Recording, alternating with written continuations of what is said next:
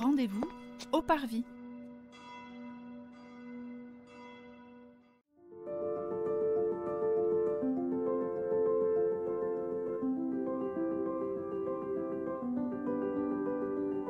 Bonjour et bienvenue dans ce 8e épisode de notre série de podcasts qui vous propose de découvrir les églises du diocèse de Nanterre à travers un regard à la fois historique, culturel et catéchétique.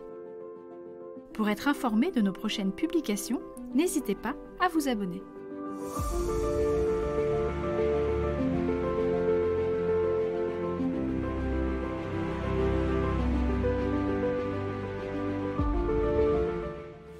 Bonjour, nous sommes aujourd'hui au cœur de notre diocèse, à la cathédrale Sainte-Geneviève-Saint-Maurice de Nanterre. Nous sommes accompagnés d'Annie Semry, qui est responsable des guides de la cathédrale. Bonjour Annie. Bonjour, merci de tous nous écouter. Ça fait très plaisir de vous accueillir ici. Donc Annie, vous avez choisi de nous emmener un petit peu derrière les bâtiments paroissiaux, près du puits de Sainte-Geneviève. Est-ce que vous pouvez nous expliquer pourquoi ? Eh bien, nous allons parler du puits de Sainte-Geneviève parce qu'on ne peut pas parler de la cathédrale sans parler de l'histoire de ce lieu qui a commencé avec Sainte-Geneviève au 5e siècle.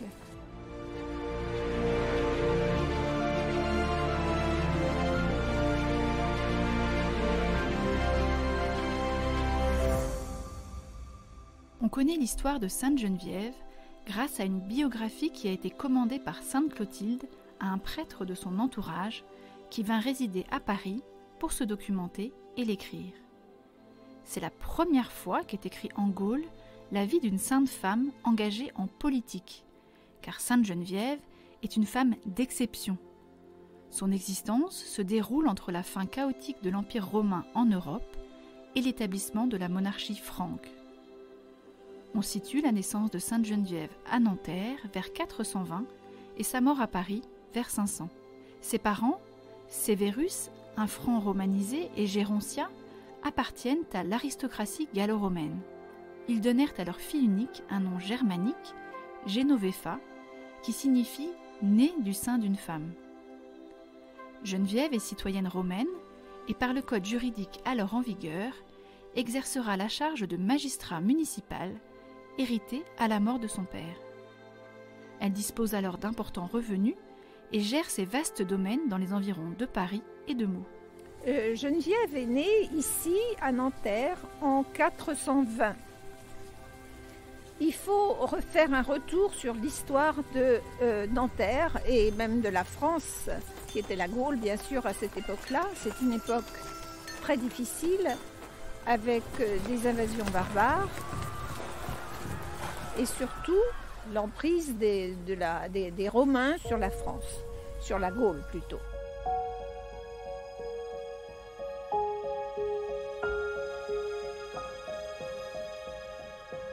Geneviève est née ici à Nanterre, quelque part près de l'église, sûrement, et elle était, comme ses parents, instruite dans la religion chrétienne. Geneviève, qui n'était pas du tout une petite bergère, comme veut bien le faire croire l'histoire, était au contraire une petite fille d'un milieu bourgeois, avec un père donc officier de la Légion romaine qui a gagné des terres et des fermages très importants dans la région de Meaux, à Arcis-sur-Aube. Et on verra que ça va jouer un rôle déterminant dans la vie de Geneviève adulte quand elle sera à Paris. Un événement important qui va être déterminant pour sa vie, c'est l'arrivée de deux évêques, Saint-Germain et Saint-Loup, sur les bords de Seine, qui viennent justement visiter cette église Saint-Maurice, qui est la seule église chrétienne dans tout ce qu'on appelle aujourd'hui la boucle de Gennevilliers. Ces évêques donc arrivent à Nanterre et remarquent dans la foule cette petite fille qu'ils trouvent particulièrement rayonnante. Ils demandent qui sont les parents de cette petite fille et il leur dit combien ils ont de la chance d'avoir une telle petite fille rayonnante et il prédit que cet enfant sera très importante aux yeux de Dieu et jouera un rôle décisif quand elle sera adulte comme guide et pasteur des chrétiens et de ce qu'elle témoignera de sa foi. En particulier l'évêque Germain, il demande à Geneviève si elle veut consacrer sa vie à Dieu. Et là, c'est, on va dire, la révélation pour Geneviève de sa vocation à être et à vivre pour Dieu toute sa vie. Et elle répond à Germain, oui, bien sûr, c'est mon plus cher désir. Je souhaite dédier ma vie à Dieu. Et Germain, en souvenir de cet engagement, va lui donner une médaille qu'il lui demande de porter toute sa vie, à l'exception de tout autre bijou. Geneviève gardera donc cette médaille toute sa vie autour du cou. Le temps passe, les évêques s'en vont, et un jour, la mère de Geneviève demande à Geneviève de ne pas aller à l'église, puisqu'elle y va, sûrement que la jeunesse de sa fille et, je dirais, la permanence de ses prières qu'elle fait tous les jours l'agace un peu pour un enfant de cet âge-là. Mais Geneviève se rebelle. Elle dit à sa mère qu'elle doit respecter ses engagements auprès de Saint-Germain et qu'elle va aller à l'église tous les jours, quoi qu'il en soit. La mère de Geneviève, à ce moment-là, qui n'a pas encore accepté, je dirais, la vocation de Geneviève et son engagement, gifle sa fille. De cette gifle, on dit qu'elle tombe aveugle. Un jour, elle dit à sa fille d'aller au puits et de puiser de l'eau. Geneviève tire de l'eau du puits, signe le seau, et sa mère lave ses yeux avec cette eau. Et là, elle redevient petit à petit voyante. C'est le premier miracle attribué à Geneviève qui se passe donc à Nanterre. C'est pourquoi nous avons ce puits devant nous qui rappelle ce premier miracle. Alors ensuite, Geneviève adolescente, Geneviève a 16 ans, 17 ans, ses parents vont mourir. Et c'est à ce moment-là qu'elle va partir à Paris, dit-on, chez sa marraine.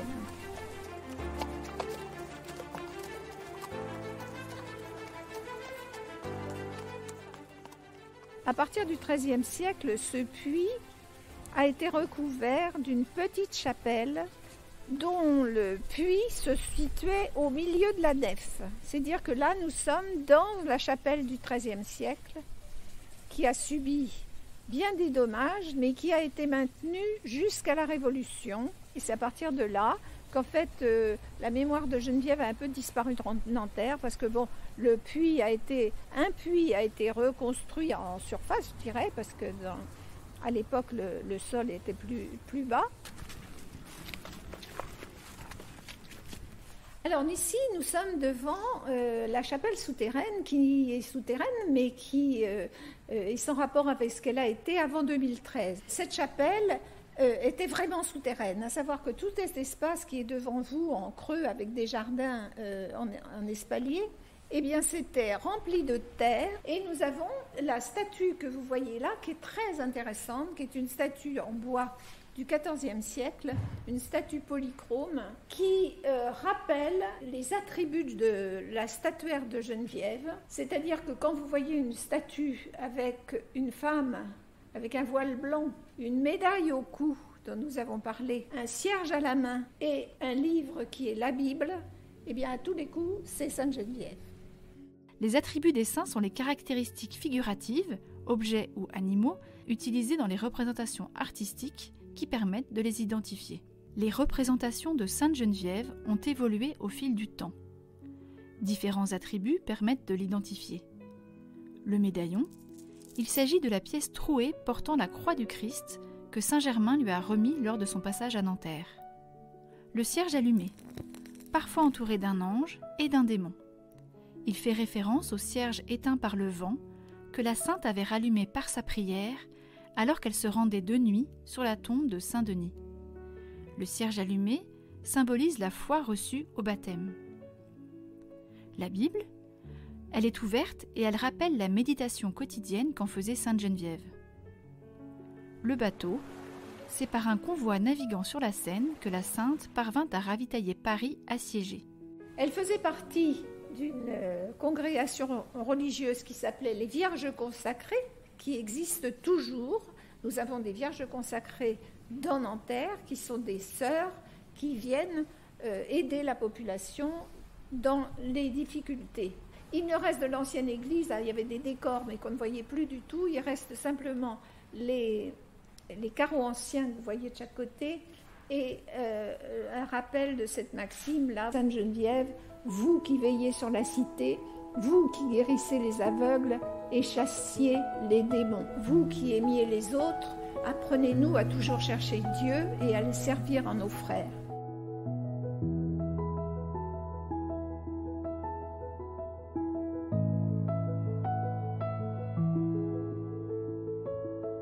Lorsque l'on remonte de la chapelle souterraine, lorsqu'on se retourne, on a une mosaïque de style byzantin qui paraît récente. Est-ce que vous pouvez nous en dire un mot ?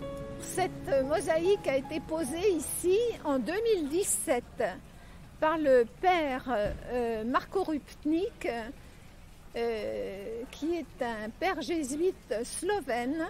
Il a accepté de nous faire cette magnifique mosaïque de style effectivement byzantin, qui est quand même sa culture, hein, mais on va dire moderne, parce que cette mosaïque, eh bien, ce ne sont pas des petites tesselles de terre cuite, c'est toutes sortes de matériaux différents. Et à Lourdes, comme dans beaucoup d'églises qu'il a décorées, particulièrement il a fait beaucoup de choses en Amérique du Sud, eh bien on retrouve bien sûr ce rouge et on retrouve ces visages avec ces grands yeux noirs.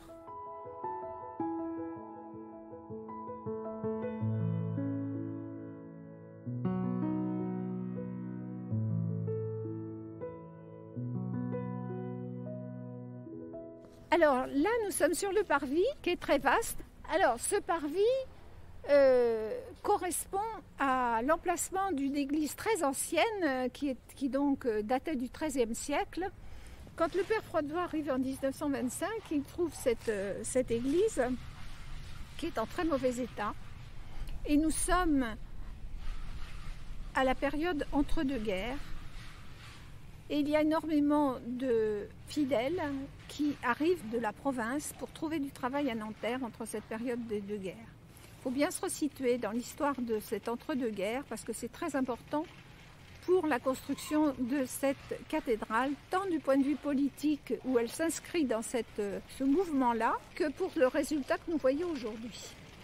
Alors ce qui s'est passé, c'est que le père Froideau, qui a bien compris qu'à ce moment-là, il n'y avait plus beaucoup de mémoire de Geneviève dans Nanterre, puisque cette église s'appelait Saint-Maurice et qu'il restait que le puits que nous venons de voir. Alors il décide de demander au pape de faire construire une basilique au nom de Sainte Geneviève. C'est un projet extrêmement ambitieux et très courageux parce qu'il n'a pas un sou pour faire ça. Et c'est une période où les sous, il n'y en a pas beaucoup. Mais ça ne fait rien. Fort de sa foi très vive, il embarque, je vais dire, les paroissiens, les fidèles, les Nantériens dans cette aventure. Il aura aussi quelques mécènes et il va commencer ses travaux en 1927. Alors en fait, ce qui va se passer, c'est que quand la nouvelle cathédrale, dans son transept actuel, va être construite, ils vont démolir le chœur et s'installer dans la nouvelle cathédrale. Mais la nef va rester encore accrochée au transept avec l'idée de détruire la nef quand l'ensemble de l'église sera construite pour construire une nouvelle nef.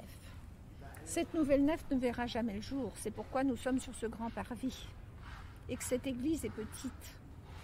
Mais cette ancienne nef va rester en place jusqu'en 1972. En 1964, les pouvoirs publics décident de créer de nouveaux départements franciliens pour faire face à la forte augmentation de la population. La petite couronne de Paris se partage entre 3 départements, les Hauts-de-Seine, le 92, la Seine-Saint-Denis, le 93 et le Val-de-Marne, 94. L'Église catholique fait alors le choix de créer un diocèse dans chaque nouveau département. Le 9 octobre 1966, une bulle du pape Paul VI érige le diocèse de Nanterre. Son nouvel évêque, Monseigneur Jacques Delarue, choisit l'église paroissiale Sainte-Geneviève comme cathédrale.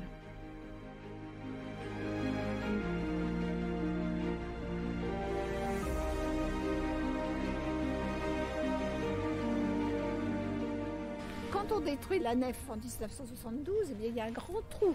Donc la mairie fait construire cette grande façade. Et un artiste va construire cet immense porche qu'il veut comme symbole le buisson ardent de Moïse dans le désert. Ce buisson ardent qui rappelle que Moïse cheminait dans le désert autour d'un buisson qui brûlait, et là Dieu l'appelle et lui dit « Moïse, Moïse » et Moïse répond « Me voici ». Et c'est donc avec ce « Me voici » que Pierre Sabatier a voulu que les fidèles rentrent dans l'église en se mettant serviteurs de Dieu. Nous rentrons donc dans l'église et la première chose qu'on voit, c'est le soubassement du clocher. Ce sont les ogives du clocher de l'église du XIVe siècle. C'est le seul témoignage qui nous reste de l'église ancienne.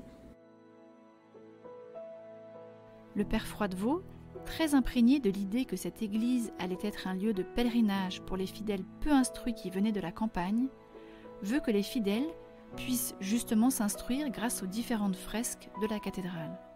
Donc nous rentrons dans notre cathédrale et on est effectivement tout de suite saisi par l'importance de l'iconographie et des peintures de la cathédrale. En face de nous, tout de suite, on est saisi par ce Christ en majesté assis sur son trône qui ouvre son vêtement pour nous offrir son cœur. Quand je vous disais que cette cathédrale était empreinte de l'ambiance aussi politique de l'entre-deux-guerres, eh bien, on remarquera la présence assez prégnante de Jeanne d'Arc dans cette église. On voit à droite Jeanne d'Arc, petite bergère, elle aussi, et à gauche, Geneviève. Enfin, on sait que Jeanne d'Arc avait été bergère dans son enfance, et c'est aussi pour cela, sûrement, que la tradition populaire veut que Geneviève soit absolument bergère, parce que ce sont deux femmes très importantes qui ont su mener leur troupeau, je dirais. Paul Baudouin va lui-même réaliser la fresque du couronnement de la Vierge, du côté ouest de notre cathédrale, et il est très imprégné de la culture italienne, des fresques qu'il a étudiées, telles que les grands fresquistes Giotto, Fra Angelico, Raphaël ont réalisé les églises en Italie.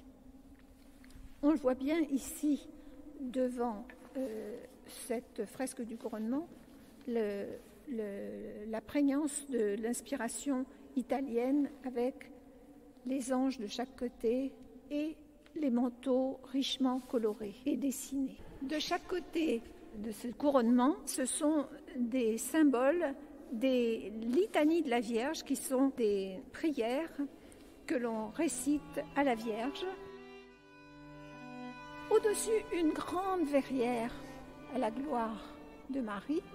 On y voit toute l'histoire de la Vierge, des roses, très années 30. Il y en a 150, pour rappeler qu'il y a 150 Je vous salue Marie dans un rosaire. La grande coupole là-haut, avec les 7 archanges, qui rappellent les 7 familles d'anges. Et puis, dans les bandeaux, nous avons les béatitudes. Alors, les béatitudes principales qu'il a retenues pour montrer aux gens comment on pouvait avoir accès à la vie éternelle. Et il a voulu incarner dans ses représentations de saints la conduite que le chrétien devait avoir. Alors, rapidement, nous avons Saint Vincent de Paul, Sainte Thérèse, Saint Jean-Marie Vianney, Jeanne d'Arc, Saint François d'Assise, Saint François de Sales, Sainte Monique, qui était la mère de Saint Augustin, et Saint-Louis. Les béatitudes désignent un enseignement célèbre de Jésus rapporté dans l'Évangile selon saint Matthieu. Chaque phrase commence par le mot « heureux » qui se dit « beatus » en latin. Les béatitudes désignent un enseignement célèbre de Jésus rapporté dans l'Évangile selon saint Matthieu. Chaque phrase commence par le mot « heureux » qui se dit « beatus » en latin. Les béatitudes constituent des paroles paradoxales.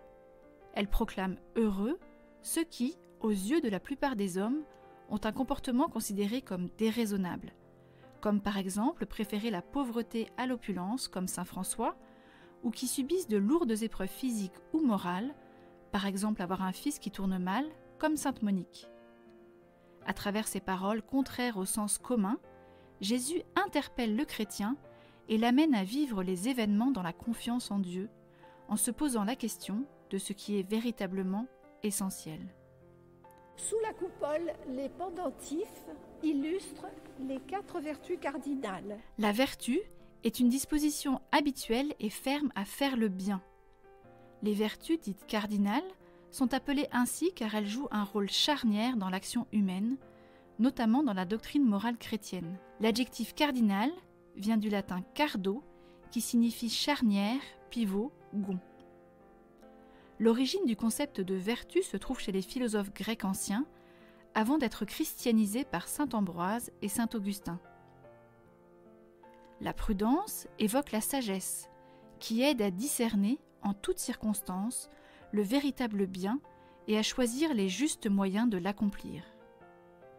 La tempérance signifie la maîtrise de soi et la sobriété. La force correspond au courage ou à la force morale qui permet la poursuite du bien en résistant aux tentations et en surmontant les obstacles. La justice dispose à respecter les droits de chacun et à établir dans les relations humaines l'harmonie qui promeut l'équité à l'égard des personnes et du bien commun. Alors donc cette grande fresque rappelle un événement qui a eu lieu bien après la mort de Geneviève en 1130 à Paris, où il y a eu une grande épidémie de ce qu'on appelait à l'époque le mal des ardents. Le mal des ardents, c'était une maladie épouvantable qui s'apparentait un petit peu à la lèpre, parce qu'on avait la peau qui s'en allait, on avait des brûlures de l'estomac, d'intestin épouvantables, et puis les gens ensuite mouraient de folie et de douleurs épouvantables parce qu'ils devenaient fous. Cette maladie du mal des ardents, c'est ce que nos grands-parents appelaient aussi la maladie de l'ergot de seigle. En fait, il s'agit d'un champignon qui se met dans les céréales et qui est un poison violent. À l'époque, évidemment, le pain est une nourriture basique au Moyen-Âge, et tout le monde est touché par cette épidémie, mais personne ne sait vraiment d'où ça vient. Donc le clergé, comme les autorités laïques, décident d'une grande procession pour prier Sainte Geneviève pour que cette épidémie cesse. À l'issue de cette procession, il y aura, dit la tradition chrétienne, une centaine de personnes qui vont guérir. On voit à droite la chasse de Sainte Geneviève qui est portée par la confrérie des porteurs de chasse, et puis d'autres malades sur la droite. En haut, dans la coupole, nous avons Geneviève protégeant Paris. En 451 court le bruit que les Huns d'Attila vont envahir Paris. Les Parisiens veulent fuir et s'opposent à Geneviève qui le leur déconseille. Malgré l'hostilité, elle réunit quelques femmes pour prier Dieu de protéger la ville. Ses prévisions s'avèrent exactes et ses prières sont exaucées. Attila passe loin de Paris pour tenter d'envahir Orléans. Dès lors, Geneviève jouit d'un grand prestige religieux et politique. Elle en use pour construire une basilique en l'honneur du martyr Saint-Denis, premier évêque de Lutèce. Malgré les réticences du clergé parisien et les difficultés matérielles, elle mène ce projet à bien, n'hésitant pas à lever un impôt spécial au titre de sa charge civile. Son prestige met en relation Geneviève avec le roi Childéric, puis avec son fils Clovis, qu'il admire beaucoup. Elle s'engage pour l'unité de tous les Gallo-romains et s'oppose aux guerres civiles. Sous le règne de Childéric, Paris connaît une grave période de famine. Geneviève réquisitionne des bateaux pour remonter la Seine. Arrivée sur ses terres à Arcis-sur-Aube, elle charge les vivres alors qu'une tempête faillit couler les embarcations surchargées. La prière de Geneviève sauve la situation. Revenue dans la cité, elle fait distribuer par ses compagnes la nourriture aux habitants affamés. Vers 493, au moment où le roi Clovis épouse la catholique Clotilde, Geneviève se lie d'amitié avec elle et participe à la préparation du baptême du roi par l'évêque de Reims, Saint Remi. À la fin de sa vie, elle fait un plus long voyage, le pèlerinage à Tours au tombeau de Saint Martin. À cette occasion, elle accomplit des miracles et des exorcismes. Savio, son biographe, écrit sobrement: Geneviève s'en alla dans le Seigneur dans une bonne vieillesse, après avoir vécu plus de 10 fois 8 ans, et elle fut ensevelie dans la paix le 3 janvier. Alors ici, nous sommes dans le cœur de la cathédrale, donc dans la deuxième partie de la construction de la cathédrale qui a été réalisée donc par les chantiers du cardinal. Cette deuxième partie est particulièrement complète en ce qui concerne l'iconographie et le désir du Père Froidevaux, encore une fois, d'instruire et de catéchiser ses fidèles. Elle présente une iconographie de 14 paraboles, avec une particularité pour les panneaux du haut. Ils ont tous en haut le ciel et la montagne, ce qui donne une grande homogénéité quand on regarde de loin ces paraboles, parce que ça fait l'impression d'être une seule et même œuvre. Le chœur de la cathédrale et son vaste déambulatoire furent construits à partir de 1932 par les chantiers du cardinal. Sur ces murs, une collection de 14 paraboles uniques en France offre aux pèlerins et visiteurs le cœur de l'enseignement évangélique.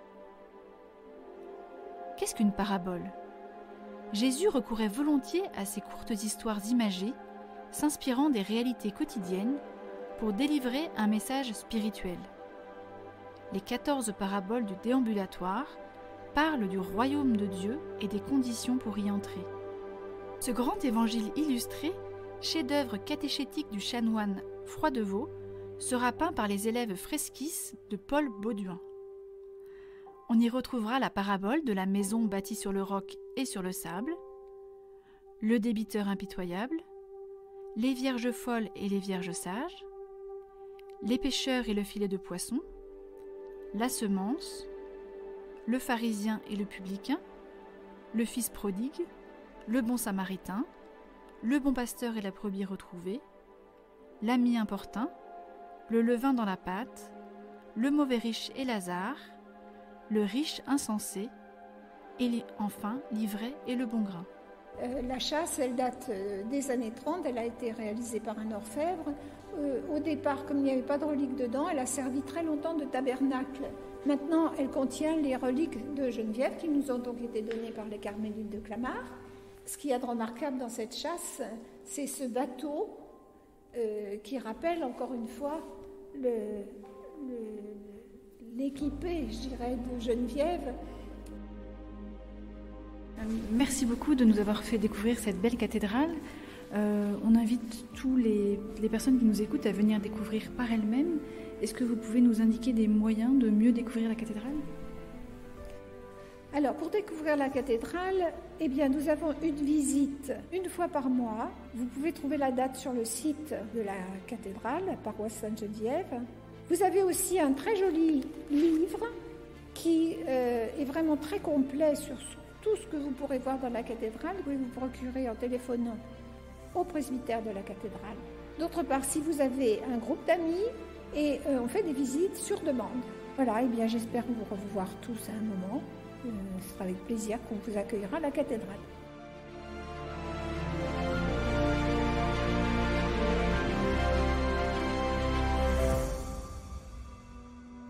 Nous espérons que vous avez apprécié de parcourir avec nous la cathédrale Sainte-Geneviève-Saint-Maurice de Nanterre. N'oubliez pas de vous abonner à ce podcast pour être informé des nouvelles publications et réécouter les épisodes précédents. Nous vous donnons rendez-vous début décembre pour le prochain épisode de Rendez-vous au Parvis.